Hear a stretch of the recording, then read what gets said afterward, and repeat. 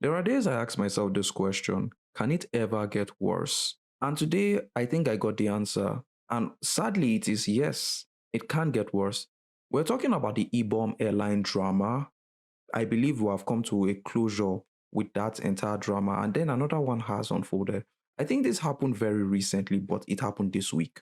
So there was an incident with a Dangote truck and a young student by the name Ruth.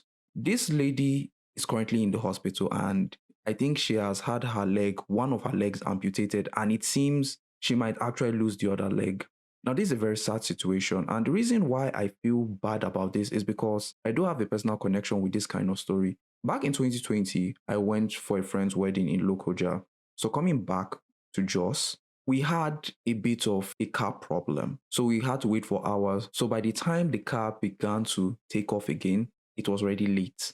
So I entered Jos in the night. But here's the kicker to that story. I arrived in my house around 9 in the evening. But before then, there was a truck that was in front of us. And this truck did not want us to pass. Mind you, this truck was very slow, but this truck did not want us to overtake it. And it made it clear that if we're not careful, they were going to crush us. So one of the ladies in the vehicle said something in Hausa. So she translated it for me and said that they usually have a place where all these truck drivers meet and they have discussions. And what she said is that they ask each other, how many frogs did you crush today? That's right. Any vehicle that is lower than a truck is considered a frog, and they tend to crush such people.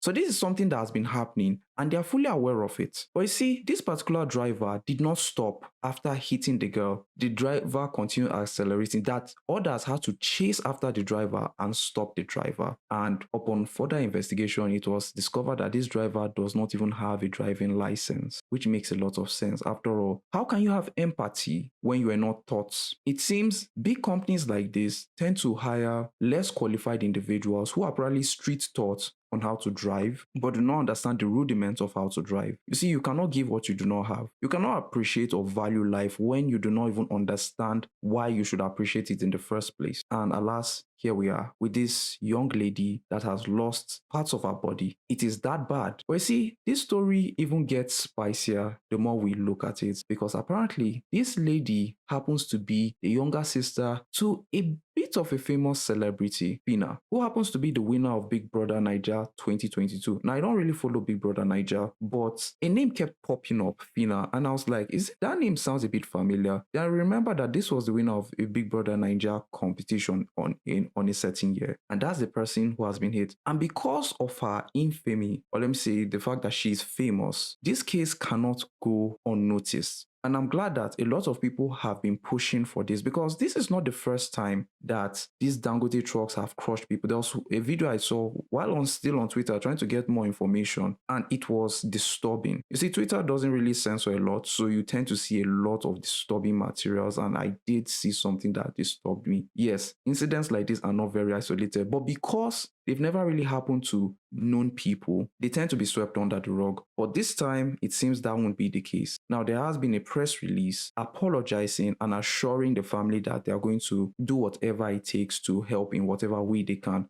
But here's the thing, this girl's life is completely over. I mean, she's not, but her life is over, because she's not going to be the same person she used to be anymore. And this is a very beautiful young woman. And mind you, she just graduated recently. You were stepping out of a certain phase in your life and moving on to another phase, and this happened. No amount of compensation, no amount of money can fix that. The damage has already been done. And I implore every Nigerian, if you want to help in whatever way you can, please extend yourself to the family and contribute and help in whatever way you can. I feel that what they need right now is closure. And this young lady, by the time she wakes up, she's not going to like the reality that she's faced with. And we pray that maybe she'll get some sort of solace and comfort and accept what her new reality is going forward. But back to the issue of these truck drivers, I feel that these truck drivers should not be driving during the day, because there has been a lot of incidents that have taken place, not just the accidents, but also the traffic jams and go-slows that take place. I have witnessed some of these things, and I've always had it in mind that they should not be driving during the day,